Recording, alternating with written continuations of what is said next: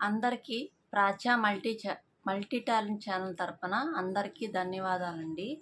ఈరోజు మన టాపిక్ వచ్చి గురువు విద్యార్థి.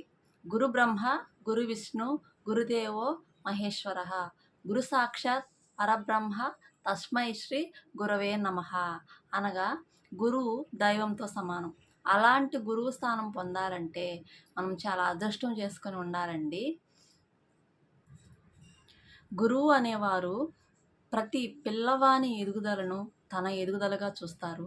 ప్రతి పిల్లవాని కష్టాన్ని తన కష్టంగా భావించి వీలైతే పిల్లవాడి యొక్క కష్టాన్ని తీర్చడానికి తన తన సాయశక్తిలో ప్రయత్నిస్తాడండి. అలాంటి గొప్ప స్థానము గురువుకు ఉంది. గురువు విద్యతో పాటు మనకి సంస్కారాన్ని నేర్పిస్తారండి. అలాంటి గొప్ప వ్యక్తి గురువు అనేవారు. తల్లి, తండ్రి, గురువు, దైవం.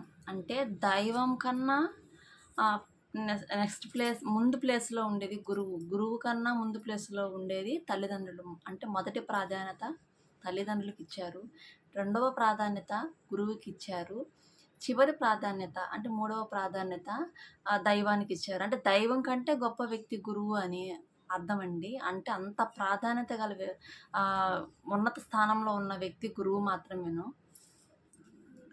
తల్లిదండ్రి తమ పిల్లల అభివృద్ధి కోసం మాత్రమే చూసుకుంటారు. అంటే తమ పిల్లల అభివృద్ధిగా ఉండాలి, అభివృద్ధి చెందాలని అనుకుంటారు. అది ఎవరైనా, ప్రతి తల్లిదండ్రులు అలానే అనుకుంటారు. కానీ గురువు మాత్రము ప్రతి పిల్లవాని ఎదుగుదలని తన ఎదుగుదలగా భావించి, ప్రతి పిల్లవాని అభివృద్ధిని తన అభివృద్ధిగా భావించి వాళ్ళ అభివృద్ధిలో తన ఆనందాన్ని వెతుక్కుంటాడండి. అంతటి గొప్ప వ్యక్తి గురువు అండి. అప్పట్లో మేము చదువుకునే రోజుల్లో గురువు ఏది చెప్తే అదేనండి. గురువు మనల్ని కొట్టినా కానీ మేము కామ్గానే ఉండేవాళ్ళం. మేము వ్యతిరేకించేవాళ్ళం కాదు. ఇప్పటి పిల్లలు పేరెంట్స్ కూడా ఒప్పుకోవట్లేదండి. పిల్లల్ని ఏమన్నా అంటే టీచర్ మీదకి వెళ్ళిపోతున్నారు. అది చాలా తప్పండి. అండ్ మంచి గురువు అయి ఉంటే మనము వాళ్ళతో మంచిగానే ఉండాలి.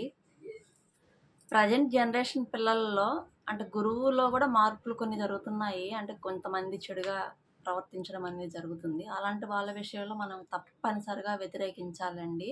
అందులో ఏం తప్పు లేదు. చాలామంది విద్యార్థులు గురువుని ఆదర్శంగా తీసుకుంటారండి. అలా ఆదర్శంగా తీసుకోబడే గురువు ఎంత ఆదర్శంగా జీవించాలో ఆలోచించండి.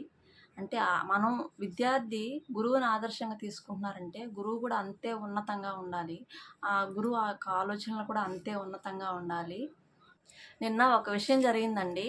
ప్రవస్తి ఆరాధ్య అనే సింగరు, ఆ పాప 19 ఇయర్స్ పాప. ఆ పాప జడ్జెస్ అంటే పాడుతా తీగ అనే ప్రోగ్రాంలో జడ్జెస్ ఉన్నారు.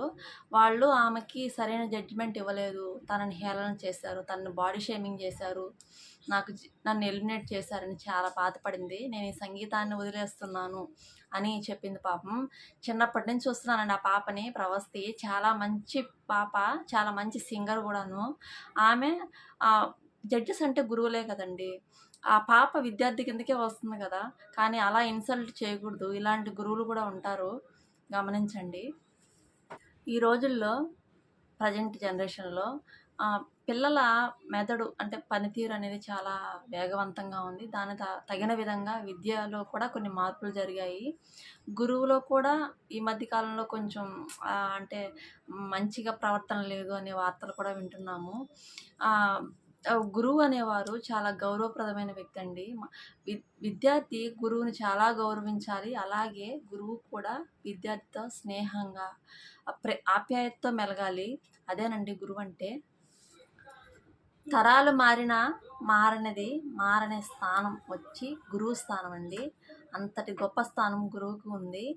మన దేశానికి రాష్ట్రపతి, ప్రధాని ఒక గురువుకి విద్యార్థేనండి. అలాగే మన సీఎంకి కూడా ఆయన ఒక విద్యార్థే, ఆయనకి ఒక గురువు ఉంటారు. అలాంటి గొప్ప స్థానం అండి, ఎప్పటికీ మారలేని స్థానము. ప్రతి ఒక్క గొప్ప వ్యక్తికి ఒక గొప్ప గురువు ఉంటారు. అలాంటి గొప్ప స్థానం అండి. అంతరిక్షంలోకి వెళ్ళిన సునీతా విలియమ్స్ కూడా ఒక విద్యార్థేనండి. ఆమెకు కూడా ఒక గొప్ప గురువు ఉంటారు. అలాంటి గొప్ప స్థానము గురువు స్థానము. అంటే దీన్ని బట్టి మనము ఏం అర్థం చేసుకోవచ్చు అంటే అండి, ప్రజెంట్ జనరేషన్‌లో పిల్లలు గురువు విద్యార్థితో అంటే పిల్లలతో స్నేహంగా మెలగాలి, గౌరవంగా ఉండాలి. అ అలా మెలిగితే ఈ విద్యా వ్యవస్థ అనేది చాలా గౌరవప్రదంగా నడుస్తుందండి. ఇదే మీకు చెప్పాలనుకుంటున్నాను. ఇంతటితో ఈ వీడియో ముగిస్తున్నానండి. ధన్యవాదాలు. ఇదంతా చెప్పారు కదా! మీకు ఎవరంటే ఇష్టం? మీ గురువు ఎవరు అని మీకు అడగాలని ఉంటుంది. నాకు ఫస్ట్ గురువు మా ఊరిలో రఘురామ్ సార్ అని చాలా గొప్పగా చెప్పేవారండి విద్యని. అంత ఉన్నతంగా ఉండేవారు సారు. సార్‌ని చూసి చాలా నేర్చుకోవచ్చు. నెక్స్ట్ నేను 7థ్ క్లాస్‌లో జ్యోతి మేడము, సార్ వాళ్ళ వైఫేనండి. 7థ్ క్లాస్‌లో మేడము. ఆమె కూడా చాలా ఆప్యాయంగా ఉండేవాళ్ళు. వాళ్ళకి మేము చాలా అభిమానంతో పనిచేసేవాళ్ళమండి. ఎందుకోనో మాకు మేడం వాళ్ళతో స్నేహంగా మెలగాలి అనిపించేది. వాళ్ళు కూడా అంతే అభిమానంగా మమ్మల్ని చూసుకున్నారు. మాకు చాలా చేసి పెట్టేవాళ్ళు. నెక్స్ట్ మాకు 8థ్ క్లాస్‌లో గెరటయ్య సారు. చాలా గొప్ప సారండి. నాకు మ్యాథ్స్ అంటే చాలా భయం. కానీ ఆ సార్ వల్ల ఆ మ్యాథ్స్ భయం పోయి నేను ఎంపీసీ గ్రూప్ జాయిన్ అవ్వడానికి కారణమైన వ్యక్తి అండి మా గెరటయ్య సారు. చనిపోయారు. చాలా మంచి సారండి. సార్‌ని చూస్తే అందరూ అటెన్షన్ అంటే ఆ సార్ అంటే అంత గౌరవము. ఎవరు కూడా ఒక మాట కూడా ఆ సార్ ముందు మాట్లాడేవాళ్ళు కాదు. అంత భయంగా ఉండేవాళ్ళము. నా గ్రూప్ తీసుకోవడం, నేను ఎంఎస్సీలో ఫిజిక్స్ చేయడం ఇదంతా ఆ సార్ వల్లేనండి. ఒక్క మ్యాథ్స్ అనేది రాకుండా ఉంటే నేను ఆ ఎంఎస్సీలో ఫిజిక్స్ తీసుకునేదాన్ని కాదు. అంటే ఎంఎస్సీ ఫిజిక్స్ అంటే మ్యాథ్స్, ఫిజిక్స్, కెమిస్ట్రీ ఈ 3 లింకప్ అయి ఉంటాయి కదా! మ్యాథ్స్ భయం ఉంటే తీసుకోలేం కదా! దాన్ని అలా నా అభివృద్ధికి మోస్ట్ కారణం ఈ ముగ్గురండి. చాలా గొప్ప వ్యక్తులు.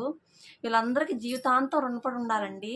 మీరన్ మీ మీ అందరికి నేను జీవితాంతం రుణపడి ఉంటాను సార్.